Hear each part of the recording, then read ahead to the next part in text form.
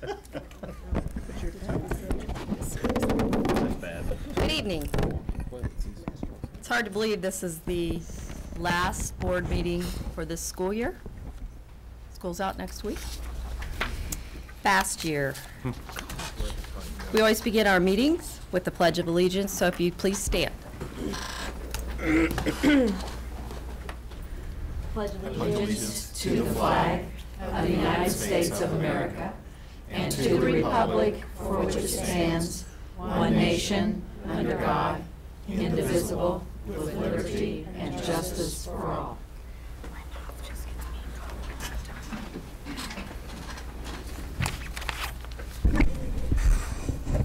Thank you. The board vision is that Richmond Community Schools will be a high-performing, well-respected public school system that will make the community proud. Excellent student achievement, graduation rate, and attendance will be our hallmarks. We recognize the value of public comment on educational issues and the importance of allowing members of the public to express themselves on corporation matters. So we would like to ensure that the public feels welcome and the concerns are answered in a timely, efficient manner. The following protocol has been established.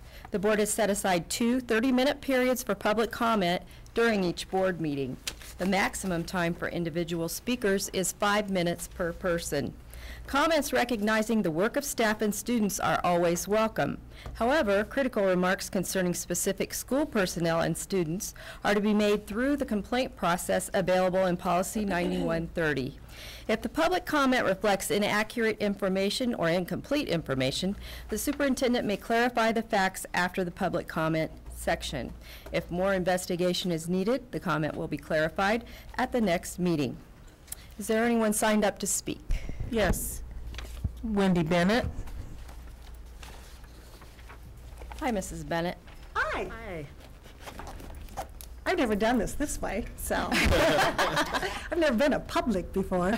I'm going to be, as of June 15th, I'm going to be the REA president, and we have 3 vice presidents, so we've kind of changed some things around. Jason Henshaw, Rhonda Reinhardt, and Kim Morris will be the vice presidents. And I wanted to say something that would offer some humor, because I know that your evening can kind of get serious. So I thought about a medley of Beatles lyrics. It's my generation, so. And I thought, oh, you know, it's been a hard day's night. 8 days a week is not enough. Help, I need somebody. And, you know, with a little help from my friends, you know, and if I sang that one, it really would be out of tune, so not gonna go there. But I couldn't find exactly the right words, because what we do for kids. And at REA, I know that sometimes things have been different, but we do what we do for kids. You do what you do for kids. And there isn't a Beatles song that would address that. But I look forward to the next year of working with you and hopefully adding a little bit of humor. We know that what's best for kids isn't tearing things apart. We know it's building things, and I look forward to building relationships and building programs and building with you, building the future. And, you know, hey Jude, you know, don't make it bad. Take a sad song and make it better. And we'll both work together to do that. So thank you. Thank you.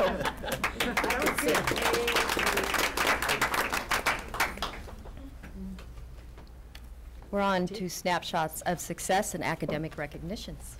And we have Mrs. Wolpe here tonight to introduce us to a number of people. Yes, thank you very much for having us here tonight. And we are very excited to be here tonight to talk about academic successes at Richmond High School.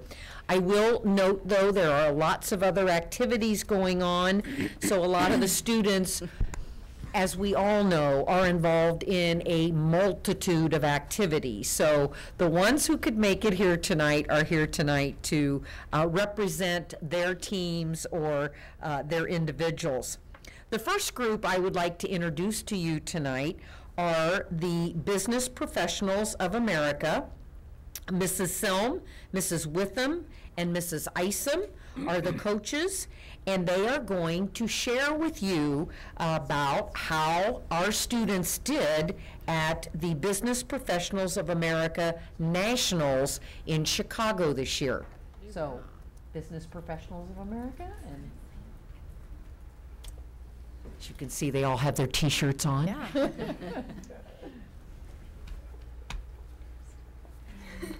Good evening. My name is Denise Selm, and I was fortunate enough to take these wonderful students to Chicago from April 25th to the 28th to attend the National Leadership Conference.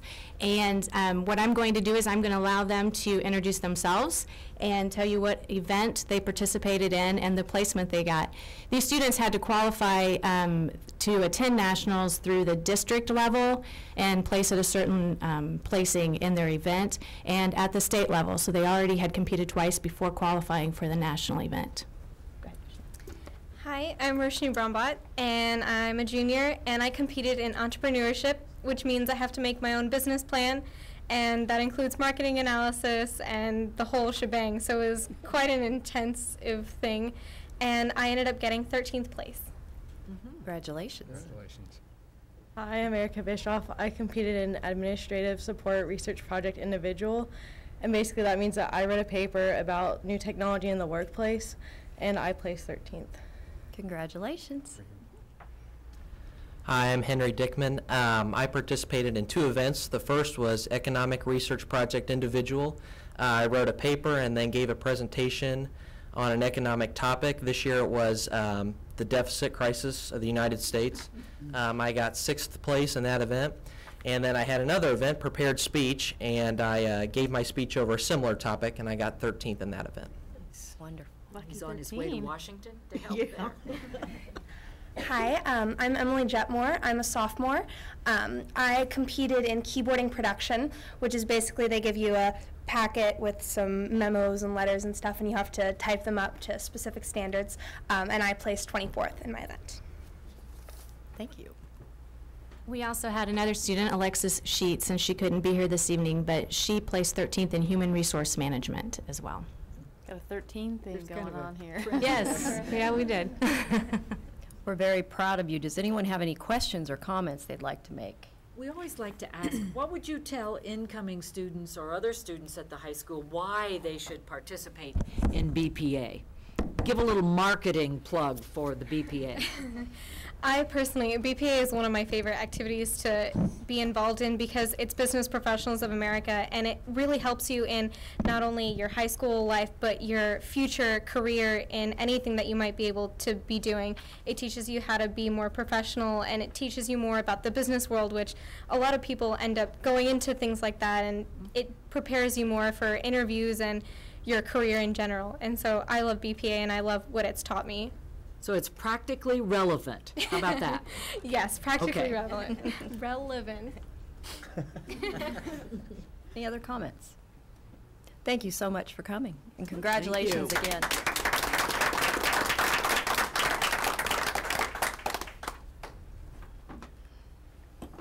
Reports and discussion topics. The next, More. oh, we have more, yes. The next group I would like to introduce are our academic teams that qualified for the state. So I would like for Mrs. Thrasher and Mrs. Kimball and all of the students that are here that were on those 3 teams. I would like to preface their sharing their successes with something that we can all be extremely proud of for Richmond High School. The Indiana Association of Secondary Principals, every year after the completion of the regionals, now the regional competition for the academic Super Bowl involves 288 high schools in Indiana and approximately 5,000 students. What the Indiana Association of Secondary Principals does is they add up the scores of all 5 teams from every school, and they compile a list of top 10 schools. And they put them in classes. We're in class 1 because we're one of the larger high schools. I am extremely proud to say that Richmond High School, they've done this for 4 years. Richmond High School, again this year, earned top 10 on one of the top 10 academic teams in the state. Our teams have done this 3 out of the 4 years that the IASP has given this award.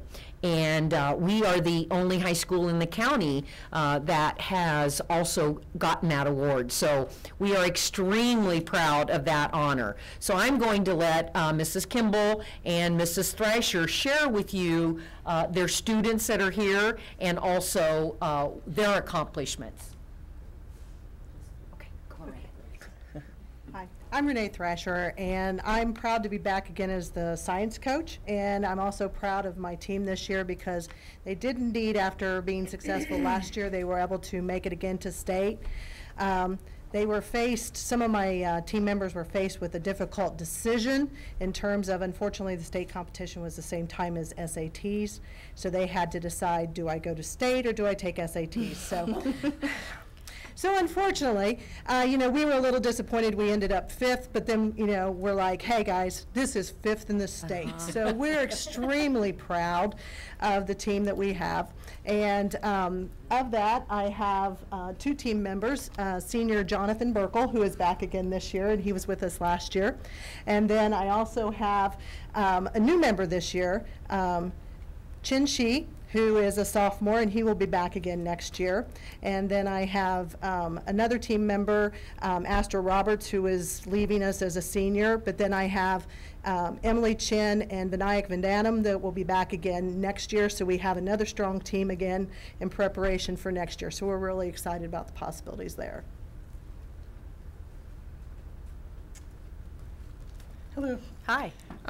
Well, we have another group here, and that's fantastic. We're very proud of them.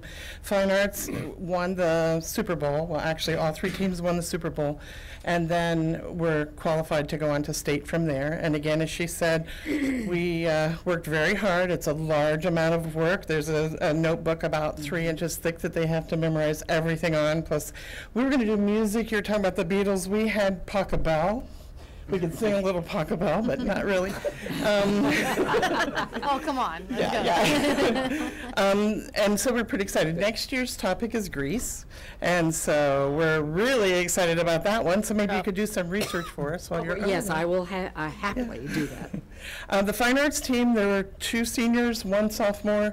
The sophomore is Aiden Wilhelm, and she'll be back next year. The 2 seniors were actually Treaty and Drew Horn, who's in a million different activities, so we're lucky that he was here tonight. Because we were early in the competition and because there was so much information, we did go up the night before. We studied literally 8 hours. Sitting there, we went from early dinner to about 1 in the morning, and those guys really worked. We sat there the whole time, all of us, and just a lot of material. So they did a really great job. Very proud of them. We got 4th. And then on interdisciplinary team, that's where you take members from every team. So actually Treaty was on that one, Astra Roberts, John Young, and Emily Cliff from English team. So they got 7th, and we're really proud of their showing. So it's tough competition, but again, out of 300, that's not bad. So we're pretty proud of that. You're going to get the treat earlier, in a little bit, you'll have the treat of having Asia Bowen come up here as well and some of her recognitions. But what I want to do with all of these and with her and some of her accomplishments, it starts very, very early. I had Asia when she was in 5th grade, and that's because they're classroom teachers, several of you here, who began with these kids and what they can become. We have a great tech department that gives us the supplies and the things that we need to get these kids doing what they're doing. We have people who helped set the stage and get them going in their ways. And so it's you people as well. And Asia would not be where she was if you had not been the recommender. I was the nominator, she was the recommender. We met at Starbucks. We put it together. It was awesome. And so it's a collective. It does take a village to make these things happen. So we're very fortunate to have strong leadership with Dr. Borf. And these kids are accomplishing amazing things because Richmond Schools helps them get there. And that's what I'm most proud of. Thank you. So ask him questions. Well, I always read the, and it's the I can't even read the questions, let alone begin to answer them. So why should somebody participate? Henry, you're going to be back next year, won't you? Well, I was on the social studies team. Unfortunately, we didn't make it. But more than anything, we worked very hard.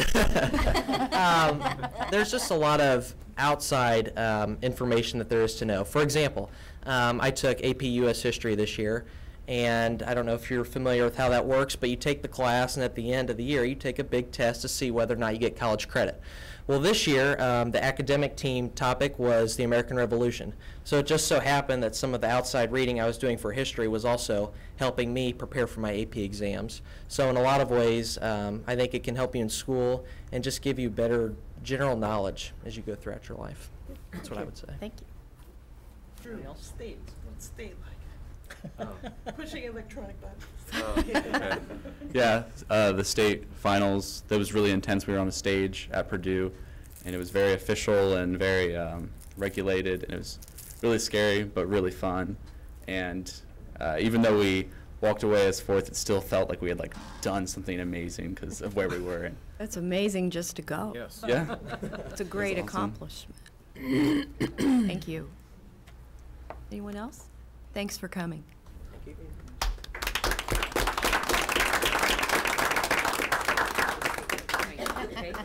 All right, we're down to our last few students. These are individual students that we would like to recognize. Jonathan Burkle, right here behind me. Jonathan was named a National Merit Scholarship finalist. One of 8,000 students across the country out of, I believe, the number they start out with is in the 50,000s. Astra Roberts, who you've heard is on our academic teams, she was a National Merit Scholarship commended student. We also have Chris Bateman. Chris is here, and he has his award. Chris won first place in the, and he's helped me with this, videography. Proud of me. Chris won first place in the videography division at the Indiana Association of School Broadcasters. Wow. And last but not least, we have Asia Bowen, who is the recipient of the Gates Millennium Scholarship and also the National Coca-Cola Scholarship. So we're extremely proud of these students also.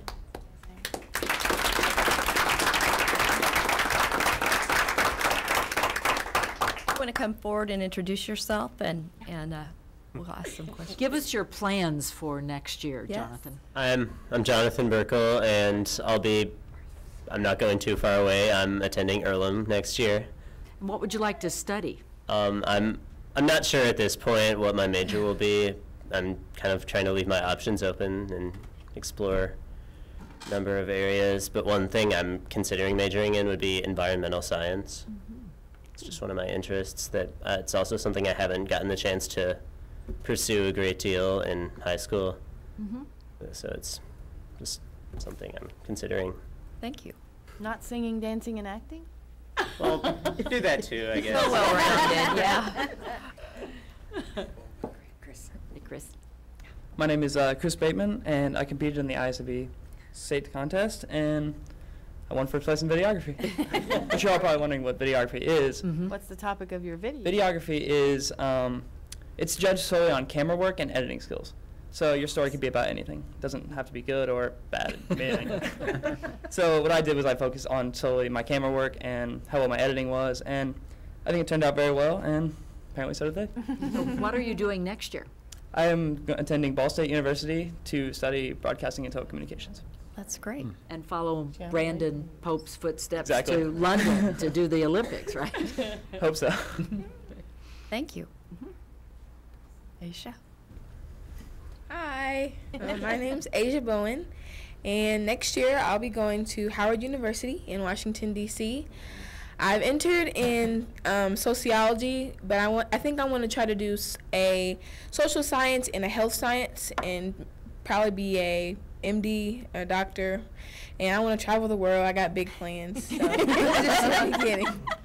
this is just the beginning. So, yeah, this year's been crazy in a good way, not in a bad way. Just all the blessings that have been coming my way, and being a part of the school system, and being able to have teachers and administrators, being able to have family and friends like Miss Pat and Miss Stewart there to help me and encourage me and just be there for me. So Howard's very far away. It's 10 hours away, but I know that you guys are only one phone call away. I need something. Right. And you were featured on Channel 7 last Friday night?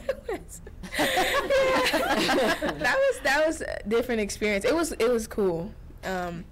Just being in the spotlight, and I was telling a couple of my friends, I always thought it was really weird how when people get interviewed, when they look at people are shooting you at a camera's right here, and you're talking to someone like this, and I don't know, it was just weird. But that was a great experience, something that would never happen if it wasn't for Miss Wolpe, being such a cool principal and allowing them to come in and take me out of class and just be an ambassador for Richmond Community Schools and be an ambassador for our high school. Thank you. Great place. You were in the spotlight the next night too, weren't you? Oh, for softball, is that what you're talking about? Well, that too, I suppose. This is one thing after the other. Prom queen. Oh, prom, yes. I'm sorry, so much going on. Yeah, prom. I was a prom queen. Not that extravagant, but Well, being a senior. Tell the community about the softball team. Okay, my softball team went 21-7 this year. If you know, 21 wins, 7 losses. People that aren't sports savvy, but yeah. So we set a record as far as our wins. We also received NCC championship, North Central Conference championship, for the first time ever in softball history. So that was an awesome way to go out in my softball career in high school.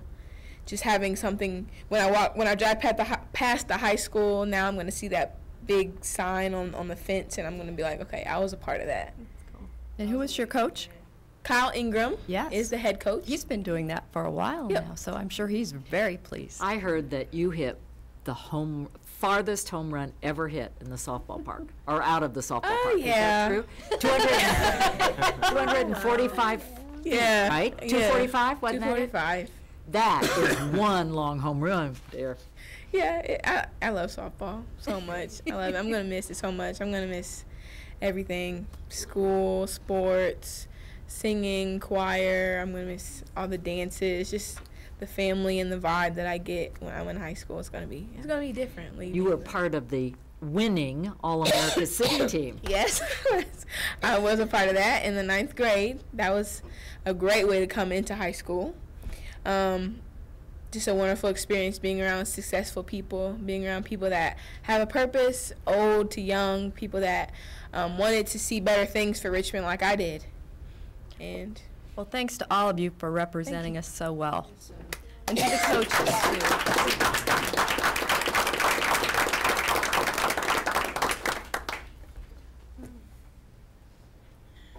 I think that's it. I'm not saying anything. Now they all have to go study or something. Yes. Now we're on to reports and discussion topics. After And- that, we had so much fun there for a few minutes. I think we should just go out on. Yeah. While they're leaving, one interesting piece of information. I did fill out the nominators form for Asia, and those were extremely difficult, very concise questions. You had 200 words to fill in. And so when you think about the competition, she was among, 24,000 students across the country, and they judged it on those 200 words. And she is the only one, correct, in the state of Indiana They think she's the only one ever from the state of Indiana to have received that. So, I mean, that is quite an accomplishment. And she's humble and fun at the same time, isn't she? On to the reports. We have a report tonight on the Uniform Code of Student Conduct, and I will turn that discussion over, or presentation over, I should say, to Misty Hollis. Thank you, Dr. Borf. Each year we take time to review the Student Code of Conduct and just kind of review it and see if there are things that we need to refresh, change, look at. There were 3 areas that came forward out of the Student Code of Conduct. One, as is in your memo, the cell phone usage. We have changed that because cell phones have become a part of some of our classrooms and the learning aspect. And so we've given freedom to the building principals to determine how the cell phone usage would be into each of their buildings. So that was one of the areas that we changed. The second one is student attire, and that specifically has been some of our discussion, but really the effort came from the high school this year. And I want to list, Dr. Borf wanted me to list, and Mrs. Wolpe is still here. So we want to list out the names of those students that participated and worked with Dr. Wolpe. I just gave you a nice little Honorary. honorary. Mrs. Wolpe. We have James Camps, Tyler King, Lauren Griffin, Kirkland Schultz, Harley Hoff, Scott Miller, Zachary Frame, Alex Hernandez, Angel Field, Darian Whitaker, Nathan Wilkinson, Lauren Gibson, Zach Whitted, Aiden Wilhelm, Nick Dunlap, Crystal Wilson, Ashley Duff, Drew Horn, Elijah Bell, and I think it's Maya Orr. We want to thank them for working with Mrs. Wolpe and bringing over some recommendations to those changes. The third piece, and we can go through these because it's discussion topic, each item. The third piece is under the habitual truant designations. We wanted to create a little bit more flexibility in my office when we talk about habitual truancy.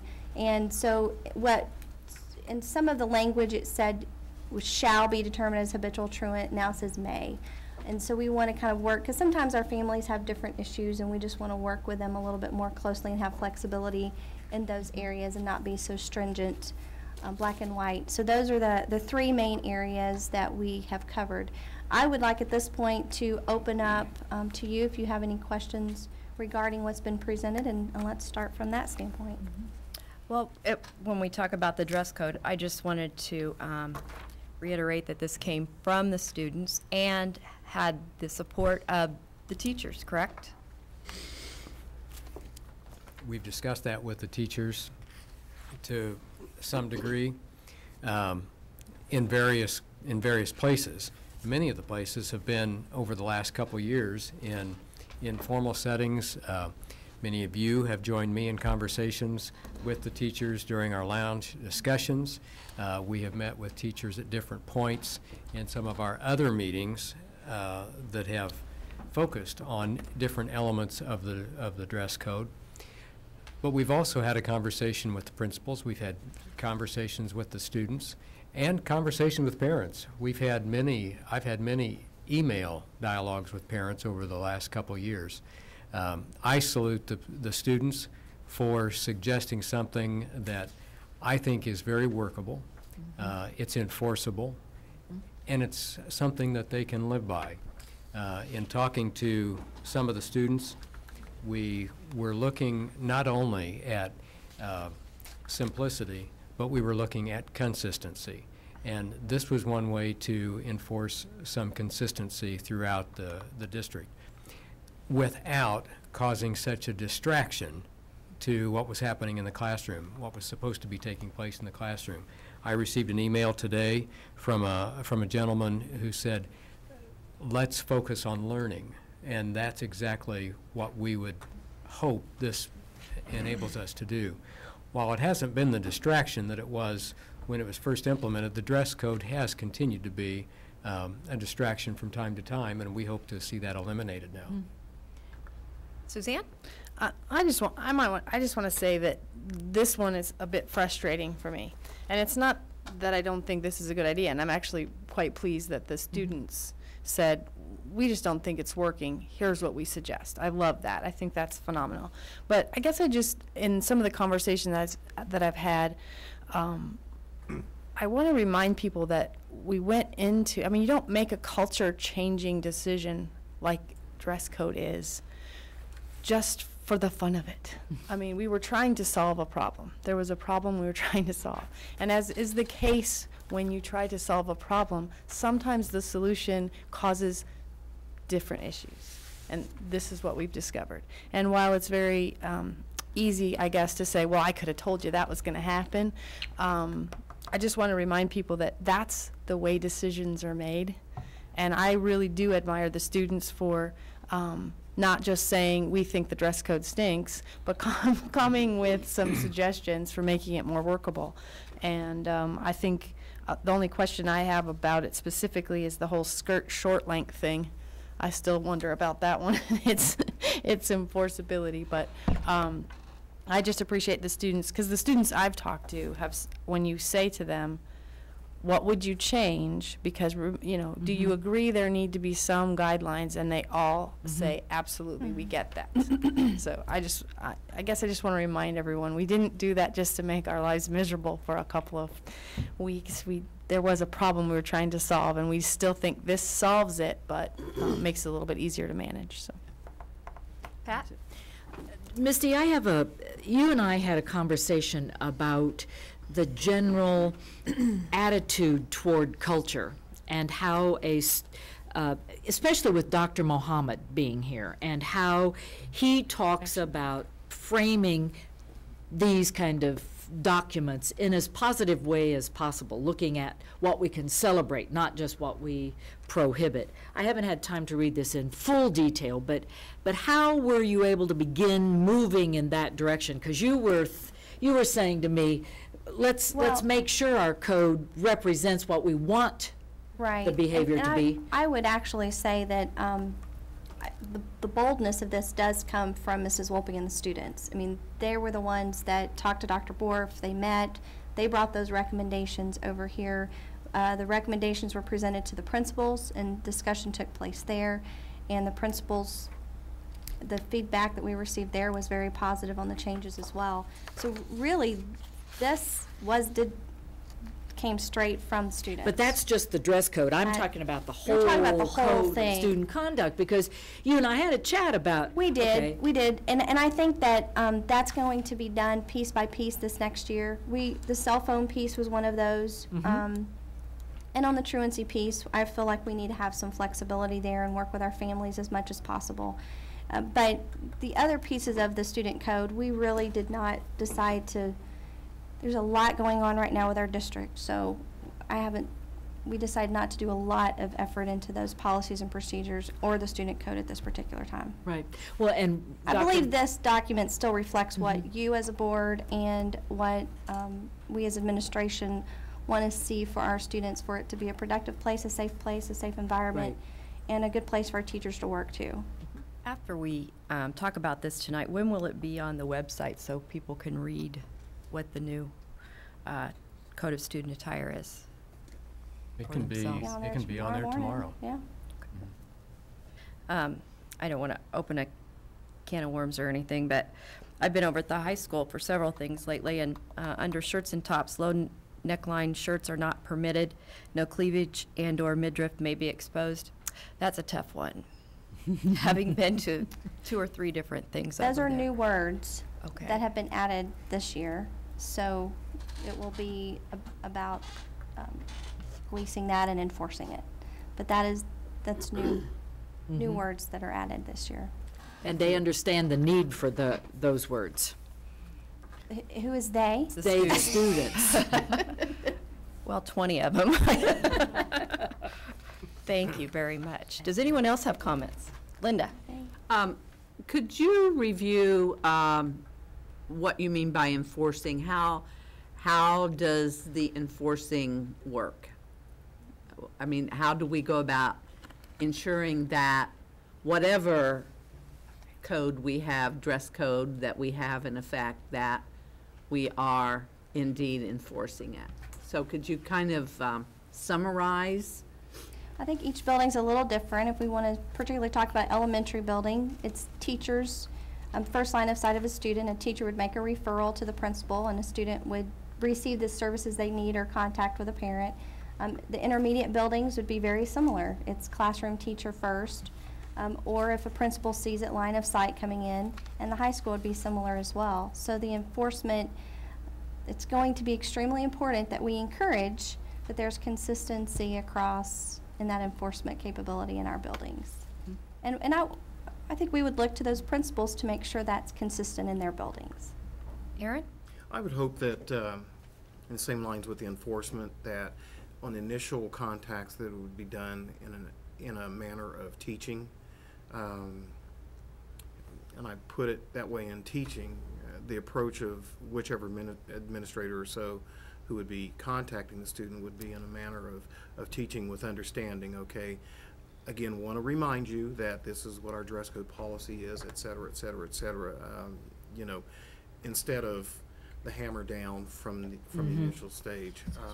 I think that's where one of the failures that we have had has been in the approach of the way that the correction is meted out, because there have been cases of the inconsistency, but more so in the approach it could be more damaging than helpful, and I'm hoping that that this will be addressed and everyone will take it to heart, that instead of just the shock and awe approach, that it'll be one that understanding. So hopefully it becomes a manner of preventing it from happening again, instead of causing the students to say, I'm going to rebel. Pat?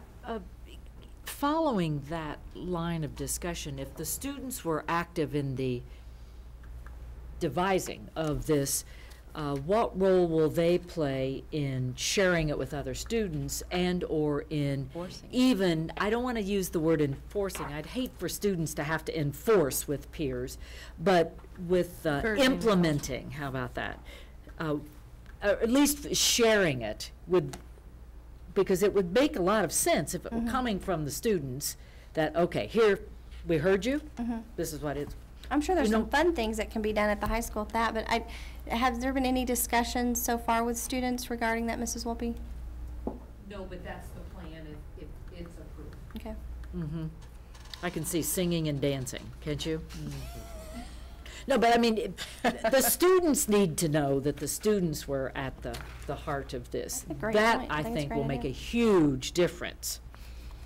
Well, I think one of the things that we've seen this year is administrators and teachers supporting and letting students have voice, and it's given power with their ideas, because some amazing things have happened this year, and it's come from the kids, and the administration and the teachers have supported them in those ideas, and because of that, the kids have certainly risen to the occasion, as was evident in part of tonight's presentations, but there's been many, many other things happen as well. That's been really good this year.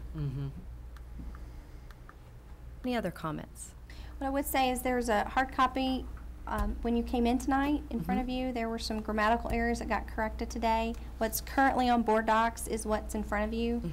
So if there's any other changes that we need to look through or make changes, we'll let you know, but any additional feedback would be welcomed. And we don't vote on that. No. We'll be bringing it to a vote next meeting. Okay, thank you. Thank you, Misty. Thank you. On to action items.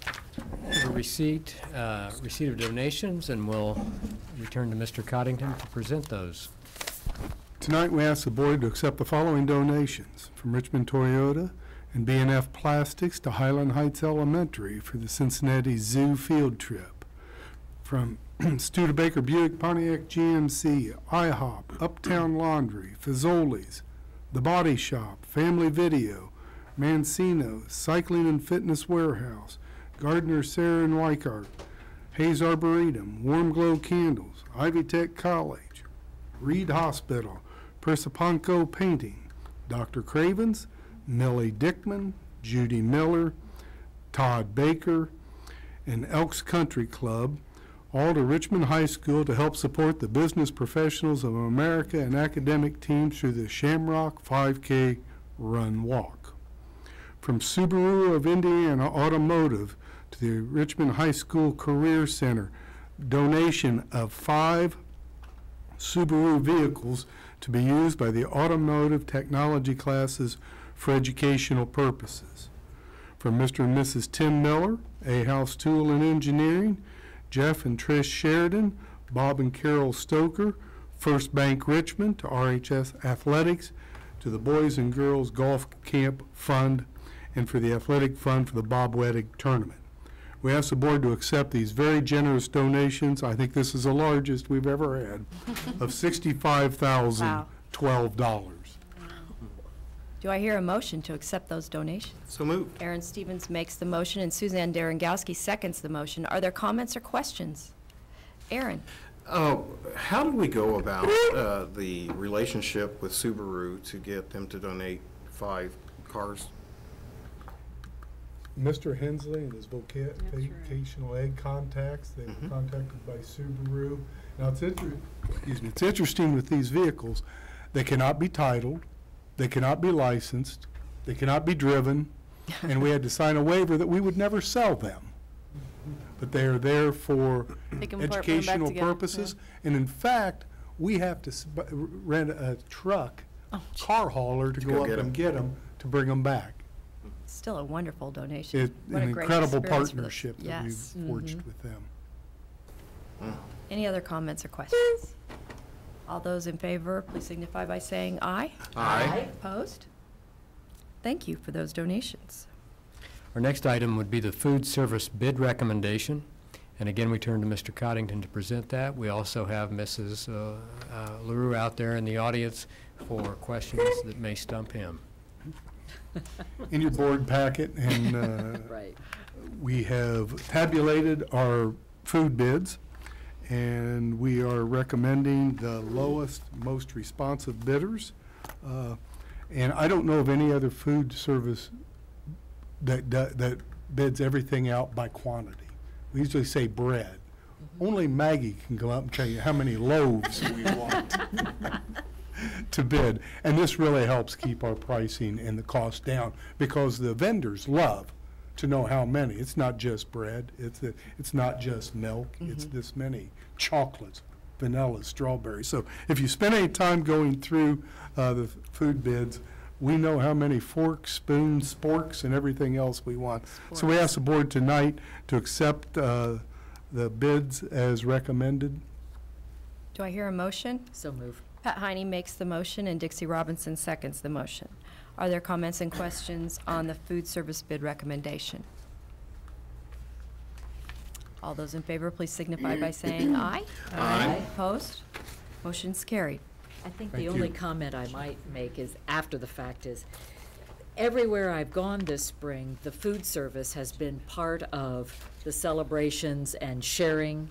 They give, and they provide food for all sorts of excursions and celebrations. So our food service does more than just prepare lunches and breakfasts. And at the open house a couple weeks ago, they even did a movie on the Chicken Day.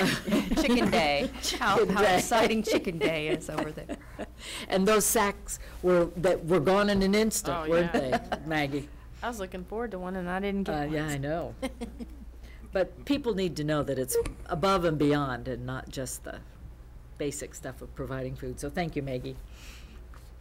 Thank you. On to the RISE Evaluation and Development System. Yeah, I have a quick presentation.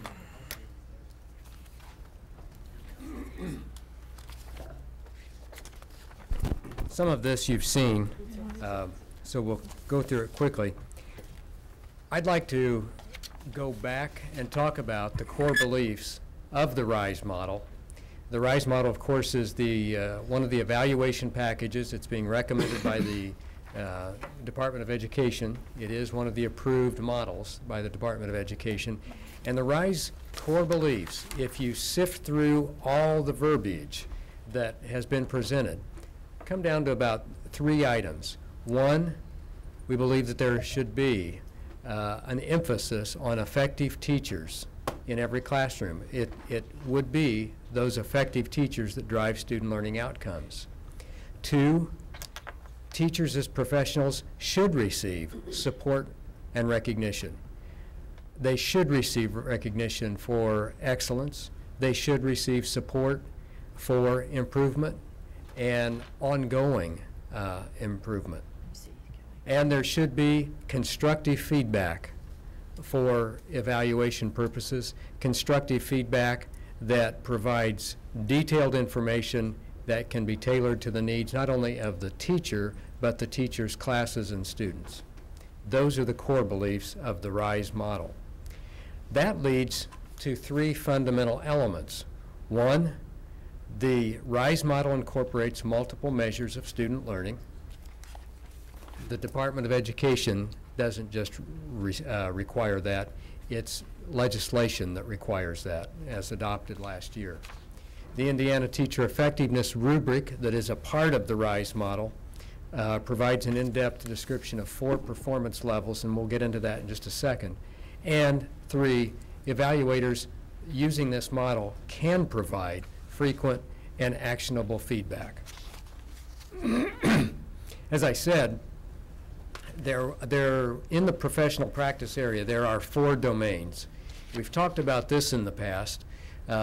Domain 1, planning; 2, instruction; 3, leadership, are all elements that we have discussed earlier, with domain 4 being unique to the RISE model. And we'll talk about these domains in just a second. The first 3 domains have various competencies within. We've discussed that. In fact, we have, as recently as last Friday, come together with the REA with committee members dedicating time to examining and looking over each domain and its wording. We have gone through this. We've tweaked the language to reflect more specificity. But those 3 domains are going to be in flux as we go through the next year.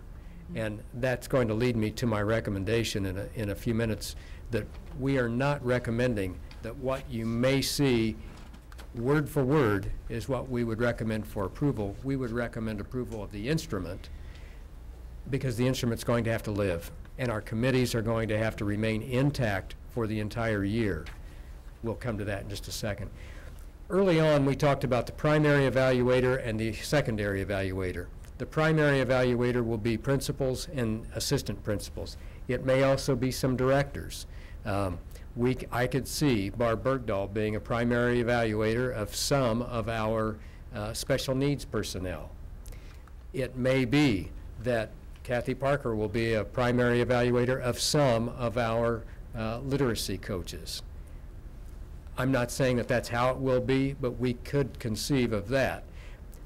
Where we have changed our approaches with the secondary evaluator, we will not, and I think I expressed this position last meeting, we will not have the time to provide the training that we feel is necessary for anyone other than administrators to be doing evaluation in the next year. And it may be that once we have done this for a year, it won't be ever necessary to be looking beyond administration to be secondary evaluators. We had talked about at one time secondary evaluators to include coaches, academic coaches. And while that's not an issue that is necessarily buried with time, it doesn't seem that that's going to be a conversation we would like to have as we go into this next school year. We wouldn't have time to have them trained. The core professionalism page has changed a bit, and I'd like to walk you through some of those changes. In the core professionalism rubric, we still have attendance, on-time arrival, policies and procedures, but you'll notice on number 4, we've worked to rename that category, and it is simply communication. The does not meet standard, the meet standard piece of the rubric remains the same. Respectful interaction would be at the core of that communication piece. But let's look back. We talk in number 1 about unexcused absences. We define unexcused absences as an absence not approved by an administrator in the established process for requesting a leave. At this point in time, there are few absences that we would not approve, but there have been some that have not been approved. And those that would not be approved would be considered unexcused. The on-time arrival speaks for itself. Policies and procedures do as well. But what is a pattern? They all speak about patterns, and we define patterns as documentation of 3 instances of failing to meet the standard. And a documentation is just that. It's not, I somehow remember 3 instances of this. It's documentation, where a teacher has been given written notice that this has been observed. And with that observance, there's an expectation for a change in behavior. And if there is a necessary course of action, that's also prescribed. But a pattern would be 3. Now, where this also differs a bit, if you recall when this was first presented, the RISE model has this as an area where if they do not meet standards, it's a point off the entire calculation. And when you have a 4-point measurement, a point off can be a pretty heavy penalty. So what we've said is that 3 documented occurrences within the domain, 3 documented occurrences would be a 0.25 deduction. But anything from that point forward would be a full point deduction. 4 or more would be a full 1-point deduction. We felt that this was more than fair. After 3 instances of working with a teacher to convince them that a change in behavior must be the next course of action, we felt that when it goes to 4 or more, it's obvious that there are some issues and that this is something that we would want to see reflected in that evaluation. It could also be that these 4 or more instances could be dealt with in the disciplinary approach as well. But remember, what we're trying to do is address non-performance or failure to perform in a support environment, in a supportive environment, and that's why it's in this instrument as opposed to just being in the disciplinary area of dealing with teacher behavior. Notice in communication, it comes down to respectful interaction. We knew that that would be an issue. What is respectful interaction?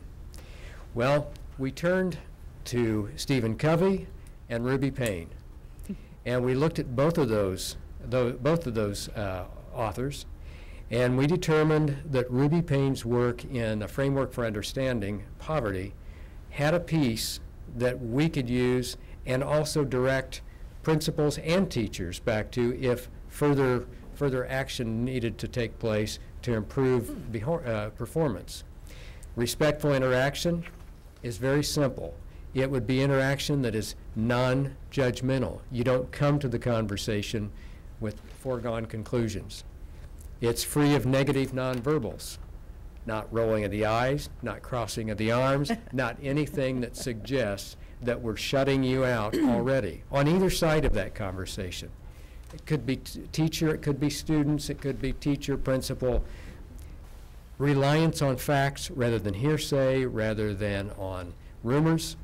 Use of the questioning format rather than accusations, rather than heavy-handed comments, questioning format whenever possible.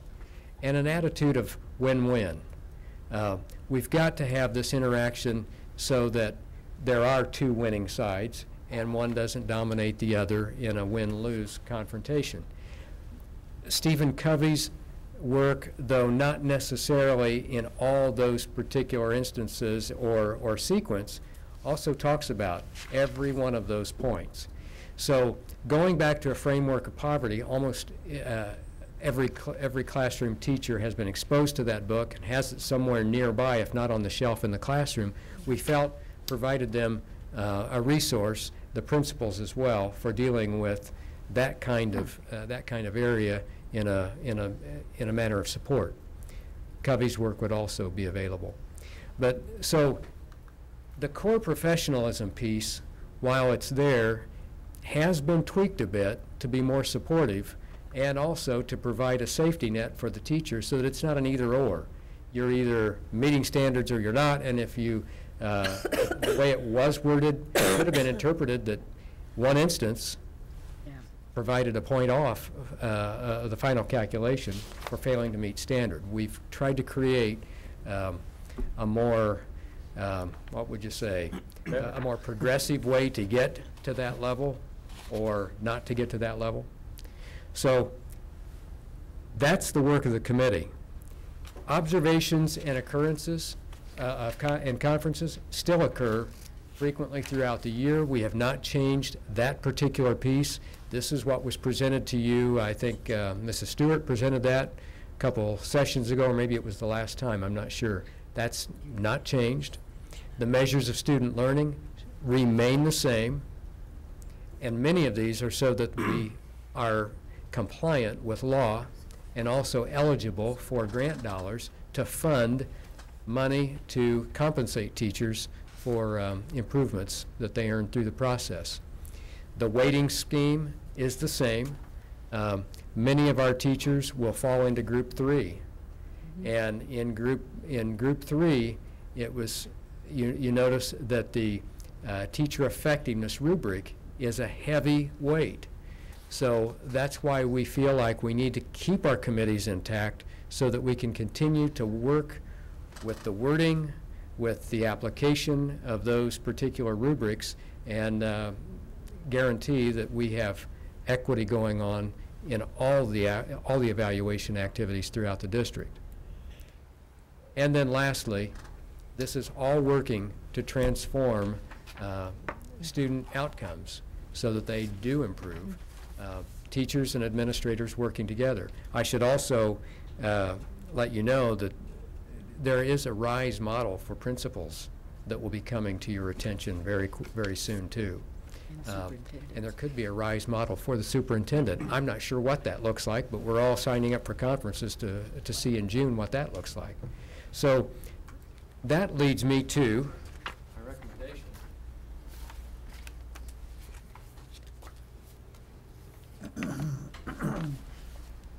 The recommendation is that RISE, with its locally adopted revisions, and I'm not suggesting that the revisions are as they always will be the instrument for teacher evaluations used by the Richmond Community Schools in 2012 and 13. I'm saying I recommend the instrument, but I also recommend that we be allowed to, within that instrument, make revisions as we feel necessary, right up to and including the beginning of school, so that what we are implementing has the best chance of being effective as we go to use it in the school year. Do I hear a motion? Would you like our motion to include that extra piece of information you added in addition to that first statement? Revisions, maybe? I thought I had included that with its locally adopted revisions. Okay, so that's why I included that. So moved. I should okay, go ahead. Pat Heine Won't get in makes the the way. motion and Linda Morgeson seconds the motion. Are there comments or questions? Well, I wanted you to know that we had committees working last week, a committee that involved 4 administrators and 4 REA members. Carrie Ann Polkmeek was one of our committee members, working with Mark Millis and Bill Doring on the planning piece and the instruction piece. We also had Kirsten Phillips from Fairview working on instruction. Mr. Loudermilk, Bruce Loudermilk, working with Mrs. Stewart on the leadership piece, and Patsy Baker was one of the members who worked with me on the core professionalism domain. That won't necessarily be the membership of the committees as we move forward, but I do think that 3 of them may be our committee members as we move forward. My one question, when you say locally adopted, as long as we're still in the committee process, it's just... We all agreed as we were sitting around the table, with the exception of Mr. Loudermilk. He couldn't join us, but all of us felt like we needed to stay together, because what we observed was that once we sift through some of this verbiage and change so that it's more specific, we may want to come back in a few weeks and look at it again. And there's also going to be a RISE second edition released sometime next month. It may have some suggestions in it that we would want to incorporate in our final document that goes into the school year. Pat? The one question I did have is 3 documented occurrences would result in 0.25. But what if the documented occurrences resulted in absolutely new behavior that didn't have anything else? Would it still be the 25, the 0.25? If indeed they got the 3, then it would be the 25. But you see what I mean? If after those 3, the behaviors never occurred again, and they had... We felt fairly comfortable that a 0.25 would not be a crippling penalty. But that if they had gotten those 3, they needed to have some, you needed to recognize that. That's what we felt. That would be a pattern. And documented means that it's... Legally... Yeah, it's not... It's not a rumor. Right. It's not on a rolling the calendar eyes. somewhere. Yeah, okay. Other comments or questions? All those in favor, please signify by saying aye. Aye. Aye. Opposed, motion is carried. Thank you. The next item, the next item we have is ratification of a recommendation for an Allen November contract. There were some of us who have recently been able to hear Allen November present at a national conference. Excited to see this. I was hoping that we could somehow bring him to Richmond, and it looks like we are going to be able to. I'd like for us to hear from Mr. Tidrow, because he's the one who's actually making this happen. But the reason we're asking for ratification is that we wanted to nail down a date for Allen November. So we did send back a commitment to him contingent on board approval. But Mr. Tidrow, if you would explain how we came by this.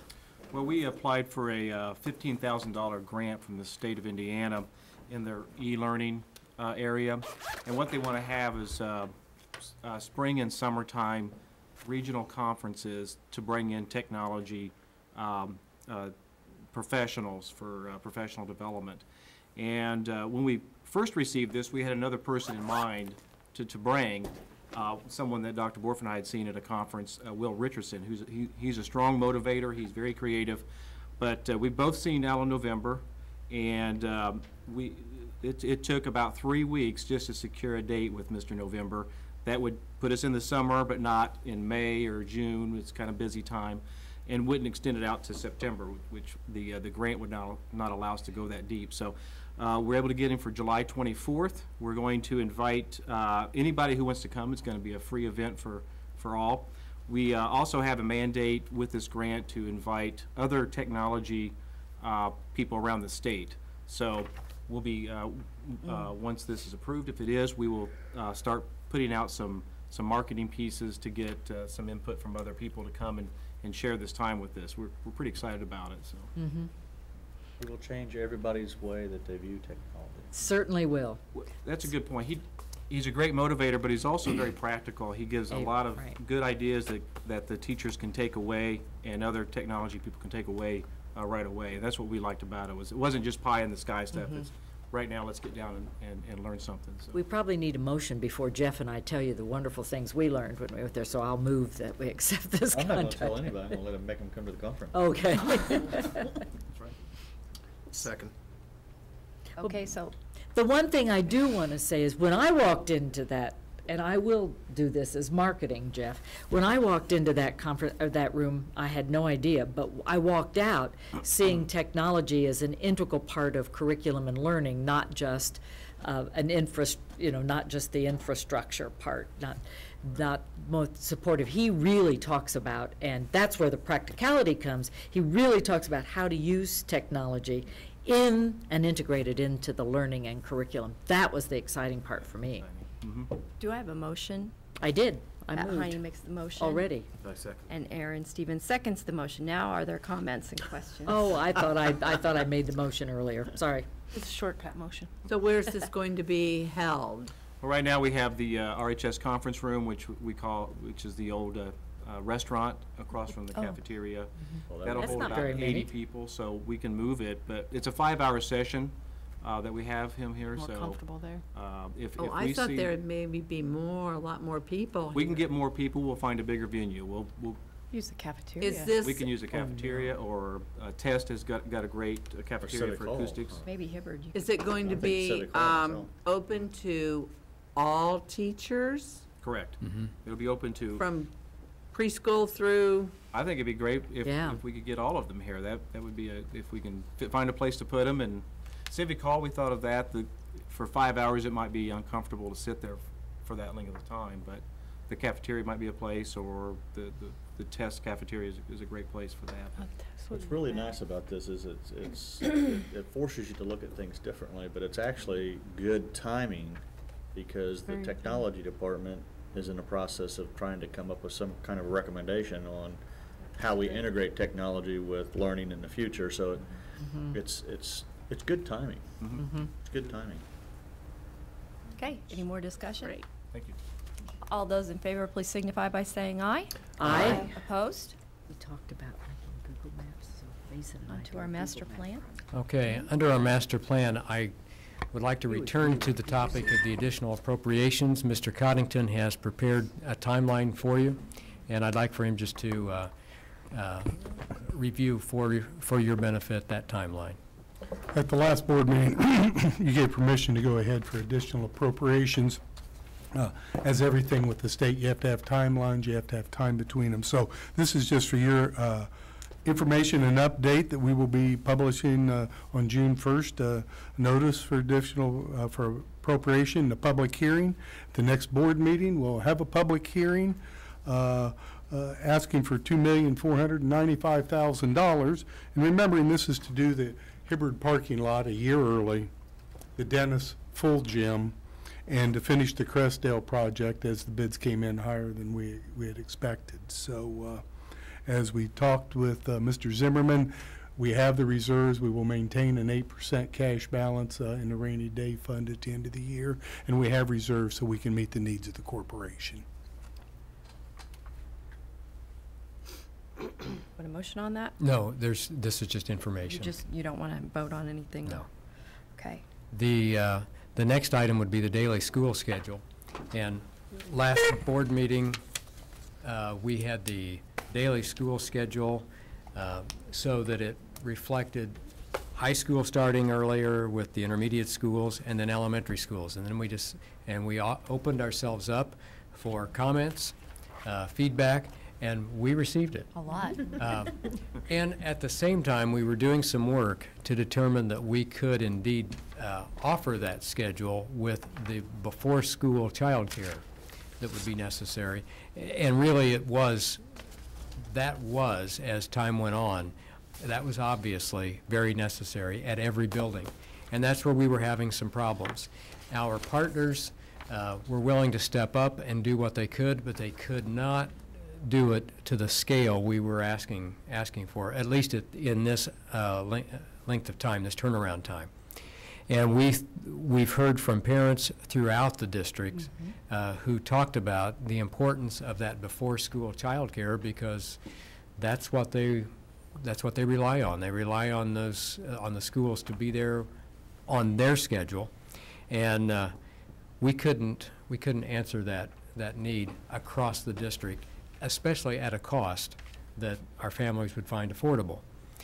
So what we're looking at up there on the screen is a schedule that looks very, very similar to what we have right now. The teacher day may be just 5 minutes longer, but student day is the same length of time. I'm not so sure that the starting times aren't also the same times, but if you're very comfortable and familiar with what we're doing today, you would be very comfortable and familiar with what we'll be doing in the fall on that schedule. We heard from a lot of parents, not just elementary, but from the high school. Well, a lot of students at the high school too about 0 hour. The 0 hour could have also been a part of the other schedule. Could have been, but it would have been a very, very early 0 hour. And so, I mean, in the old days, that's when it was. When high school started earlier and there were 0 hours, that's when it was. But that's not necessarily what we're accustomed to today. So we're glad to be able to offer the 0 hour. I think it would be nice to have other classes at that 0 hour option as well, to offer the broadest range of opportunities for students. But we're still talking about a flexible schedule, even with that schedule. Linda. Okay, elementary schools. So this will include all of our elementary schools because ESA, Yes, it Elizabeth would. Starr Academy right now is on a completely different schedule. So I just want to make sure that everybody understands that, because when we say that it's pretty much like it is this year, they are on a different schedule. So It is considered an elementary school in the schedule for next year. and then the other thing that I think right now that at least for the elementary, the teacher day begins like at 7:30. So is there a reason why you decided to make it 7:15 rather Yes. than? This schedule allows for a 35-minute time for teachers to do joint planning. They wouldn't do joint planning every day, but one day a week, we're thinking this would give them an opportunity to come together so that after-school time on Tuesdays could be used for non-grade specific professional development, school-wide professional development. Other comments? Suzanne? I'm happy to hear that we're able to capture some of that collaboration time, because that was one thing I was worried we'd lose if we stayed status quo. It's a little disappointing because we didn't get to address the concerns about early morning little kids, and we're not really going to get a chance to address the after school big kids getting out first. But I guess I just want to make sure everyone understands there's trade-offs. For every move you make, there's an alternate reaction, I guess. But so we did capture the collaboration time. What else? Oh, I know one of the things that was hopeful was that they were hoping to capture some time for middle school music, intermediate school music. Did that? It looks like to address the that? intermediate school music will be a feature of the Okay. schedule. Okay. Well, it was the high school teachers that were very interested the in orchestra especially. They were looking orchestra forward to that. especially trying to be able to make that work so that they could do both. So okay. So that's good to know. I think I would like for the public to know that our partners and some of the professional youth-serving agencies in town were concerned about all of the extra free time for intermediate students Yes. when they got out so early, because the research shows that that's the time they get into trouble. And so we were expecting partners not only to help with daycare for elementary, but we had to up the programming for after school for especially the students. intermediate Yeah. age students. So this is a community challenge and a community issue of what to do with kids from the time their parents go to work until the time people come home, and school only takes up so much. And part of our countywide partnership for youth and through the Safe School Healthy Students, we've been increasing after-school participation, but it's not where it needs to be. So the agencies were happy to see that we were going to go a little bit later, because that is of grave concern to Well, a and number of I'm them. very pleased that we were able to respond, because there was a lot of concern. I had it too, the morning, because for the working parent, there's that gap. What do you do? But also, I think I hope that it will continue to look at the schedule as a way to capture things better. I mean, this is a work in progress, I hope. I know that probably scares people, but we're going to keep looking at it, yes? Well, I think we always do, but Okay. we have tossed out a major question with a mechanical process here locally within the district that would make that work. And I think the resounding Answer response was- has been, please don't Don't do it. do I this. agree. I heard it too. I So heard it too. I think we're always looking at ways that we can tweak the schedule to accomplish what we need. But I also want to emphasize to the public that what you see is what you'll be getting next year. Well, and a big part of this is that we have to stack the transportation schedule. We don't have enough buses to run everybody's schedule at the same time, right? I mean, that's a huge part of this. And so we need to keep reminding people that if we were to have buses, enough buses to transport all kids on the same schedule, that would be a big, giant bill.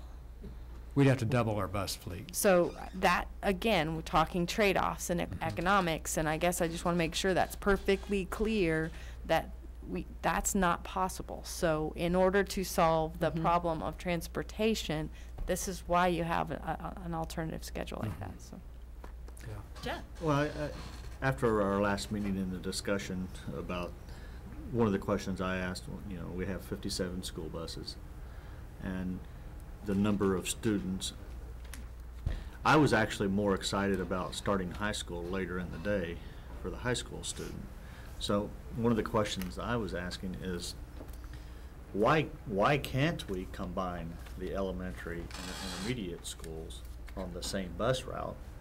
Because I don't know what our percentage of our students are that ride the bus, let's say K through 8. But we're K through 8. With our, we got, you know, 3,500 students. If we rode full buses, you know, if we had 80% of our students ride a bus, then we would have enough buses if we did that. So I guess, have we purposely looked at not combining anybody with elementary because of the age difference? And has that stopped us with the limitation of trying to combine elementary and intermediate? We assured parents at the beginning that we would have one bus route for the K-4. Yeah. We would also have just a bus route for the intermediate students so that they wouldn't be riding with high school students. Another set of trade-offs, though. That's why we have that three-tier Well, approach. I guess as we go through this the next year, as a parent, having a first grader riding with an eighth grader wouldn't bother me nearly as much as with a high school student. But that would also solve some of the problems with students home early or late if those two were combined. Because I believe, unless we're over 90% participation in the bus, we have enough buses and could run one route to pick those up. That's true, but remember, our district hasn't changed, maybe the number of students, so we still have to go to Boston to pick up one or to pick up 5. Right, right. So we may then have an hour-and-a-half bus routes. Well, we don't want that either, but that's what I just was wondering if we were limited just because of, you know, the K-4, because I think there is some flexibility there. The other thing we have to understand, now, we could go out and double our bus fleet and tax the people to do that. We don't need to do that. Right, but on the other hand. Or we could not have transportation at all. But the one thing we have to understand, our transportation fund is capped at no more than 3.8% increase a year. So if we would go up by get 6 more drivers, 7 more drivers, while we could have while we could get the buses, because there's no cap on that, there is a cap on how much our transportation fund can fund. And with the added fuel, added driver, and added cost, then we can go to the general fund and have the general fund subsidize the transportation fund, not the bus replacement. We can get the buses. Well, what I'm saying is I think we have enough buses now, and we have enough capacity on the buses now. We could have one route between elementary and intermediate riding the same. The only thing the length of time on the bus would become a factor. We don't want an hour and a half for students on the bus. My question was, looking at the numbers, could we support that? Because I think it would be easier for us, to look at elementary and intermediate wouldn't nearly be as big of a problem for me as long as the high school wasn't on. But I think it would be a huge problem for the parents we heard from. I mean, I think. I would just like to say I have ridden buses with 8th graders, yeah. Mm-hmm. This is fine. Enough said. Okay, on to cabin and caboose committees. This almost is a frequently asked question. Uh-huh. We have had a number of people calling and asking about what are we going to be doing with the caboose out at Highland Heights and the cabin at The Garrison. Townsend cabin, remember, it has a history. That's right. And what we've assured them is that there will be a committee appointed that would oversee what happens. Now, I would also like to tell you that with the caboose, we've already had discussion with a group that would like to take that off our hands and put it in a very conspicuous location that would benefit Richmond and the business community. That process doesn't need to be derailed, no pun intended. But, I think we could still have a committee that could help us process that. But with the cabin, there have been a number of options that people have recommended, and I think that we probably need to move on that, not tomorrow or the next day, but really we need to have something known before the fall so that we can move on. We don't want the cabin to be a forgotten element of the district. We want it to be maintained, whether it's on site there or elsewhere. But all those options need to be explored, and a committee would be the option for that. So, when are you thinking that the committee will be formed, and what will be the, will you go about giving the call for committee members? What I'd like to do is, if you would help me by bringing on a couple of board members to work with me on answering those questions, so that when we make a formal request for a committee, you have the guidelines and the timelines and maybe even a list of committee members that we could begin this process. I would like to have a committee formed no later than the end of June. I think that would be, I think there are a lot of people that are, They're very interested. especially at Garrison, because they have ownership right now of that cabin. There may be other people also, but, Well, it's a cabin that has a lot of, it has roots all through the city. And It does. so we have people who, from all over Richmond, who are interested in that. Okay, we will, if you would help me with a small committee here, we'll start working on that. Yeah, got it down. Okay. Frequently asked questions. Do we have frequently asked questions? We've talked about all of those. The time schedule was very active. There's a lot of people interested in conversing about that, and then the other ones you've already addressed tonight as well. Okay. On to our press conference. Do you have any questions out there? I don't know things. Okay. Then the consent items tonight include the approval of minutes from our last meeting, a recommendation by Human Resources, and I believe there is an addendum. It's posted to the web. Recommendation from accounts payable. Also recommendation for textbook fees. Recommendation to renew the agreement with the Richmond Art Museum. No changes in that, by the way, just updating it. Filing of reports, which would be the monthly financial report, and also a recommendation for corporation-sponsored travel, which would be the Charles Camp Clemens request. Do I have a recommendation to accept the consent items as presented? Somebody look up and make it.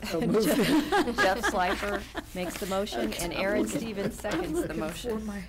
Information. Comments and questions on the consent items? All those in favor, please signify by saying aye. Aye. Opposed? Time for our second public commentary. The public is gone. We lost our publics. So now we have a follow-up on old business. Jeff? Are we at this, still coming forward with a $1.25 million transfer from the Transportation Department to the Rainy Day Fund? That's, yes. Yes, we were going to probably do that in July is when I have that. I think if you see that in our cash flow on a rainy day, I've got it in Right. July where it's going in. Superintendent and board reports, reflections, and celebrations. There are celebrations every day this month. It's been wonderful. Anyone want to talk about them? I have a list. She has cards, cue cards. Well, I think it first started this week with our Miss Bowen on Channel 7 twice. I saw her at 6 and again at 11. Our academic excellence dinner, our early college graduation at Ivy Tech, our Garrison open house and Highland open house that actually is resulting in closing, unfortunately. The retirement dinner, and I do think we need to give special thanks to all of our retiring teachers for the many, many years of service and the wealth of wisdom that we're losing. It was very nice. It was very nice dinner. I didn't get to the junior-senior prom, but I heard it was wonderful. It was awesome. Then we had Career Education Awards, and it was really nice to see so many young men and women with those portfolios that they could go out They and look give professional. an A employer. lot of them had on Very ties. professional. They look so nice. And then last night we had the adult education graduation, and I just want to give a shout out to Susie Hively for a fantastic comeback from her recent illness. Did an outstanding job, and it was a wonderful ceremony, which always brings tears. So. Okay. You And I really know- covered it. Well, I thought I would mention it, and then if anybody wants to comment, I think we got them all there. No, I think you did. You did it well. I'd like to comment on one more thing. If you've had a chance to go over to the Hibbard building, you'll note that we have just remarkable progress over there. And we're preparing for all the different moves, and everything is happening. I mean, there is no doubt that there will be a little bit of chaos here at the end of the year as boxes are packed and going in different directions. But I want to express gratitude for the maintenance department for what it's doing. Ron Mays has done a nice job of organizing this, and I think it's very apparent. Ron Robinson also has done an amazing job of organizing his staff, and those people are doing some really fine work, and I just think it's we can't overlook that kind of gratitude that we need to express for that department and those people responsible. Okay. What about upcoming, there's a couple upcoming things that we probably ought to mention since we have the airwaves, yes? Honors and awards. There are so many things. But the big two, aren't there two big ones? Honors and awards, and then we won't have another meeting before Honors and awards graduation, right? is actually tomorrow. I know, but we won't have another meeting before graduation. No, either, because will we have 3 weeks before the next meeting. So, Honors and award is tomorrow at what time? 10:15. 10:15 at the high school. And then we have graduation, which is on the 10th June 10th. to 2:30. And we have C.R. Richardson, too. Oh, yes, Sierra. C.R. Richardson on the 30th. They're the last one. And that's at what time? 5? 5. We have someone from 5 to C.R. 7. Richardson. 5 to 7. Awesome. But it's Wednesday, right? Not Thursday. Okay. Anything else?